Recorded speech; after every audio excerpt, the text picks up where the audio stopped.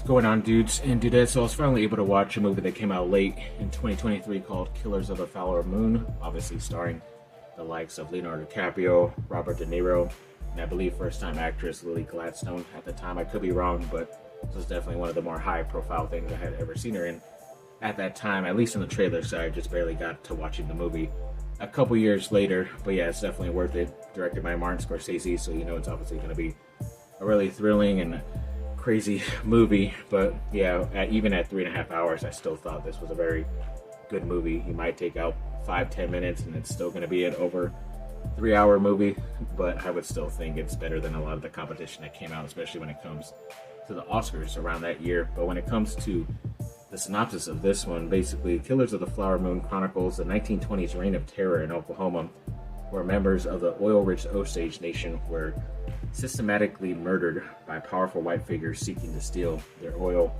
wealth.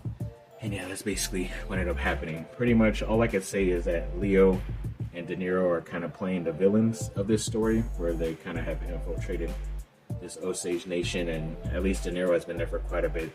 Leonardo's character just came back from the war, I'm assuming World War I, if I'm not mistaken. But yeah, he ends up marrying into the Osage Nation with Lily Gladstone's character, and basically De Niro's like, well, if you end up owning, if a lot of her family ends up dying off, then you end up owning most of their wealth. And that's kind of like the whole idea of the movie, where even though at times Leo seems like a very scum and bad person, he really loves his wife, but he's kind of more just looking to get rid of her family members more than her herself, even though he does try something. I won't spoil it towards the end or throughout the ending of the movie. And yeah, and the synopsis said that this was basically the first time that the FBI was kind of involved from the White House, and pretty much formed that eventually in the future, which is pretty crazy. They don't really show up till the more towards the end of that later half of the movie, but either way, it was still a lot of great job acting by Jesse Plemons too. He was one of those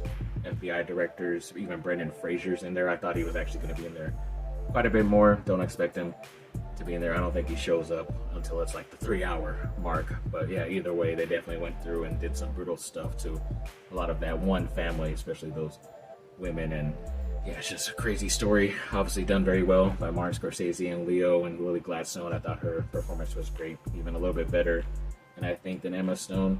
I would say Killers of the Flower Moon is a better movie, but I can understand why Emma Stone won for Poor Things in that year at the Oscars. But either way, definitely give Killers of the Flower Moon a check out.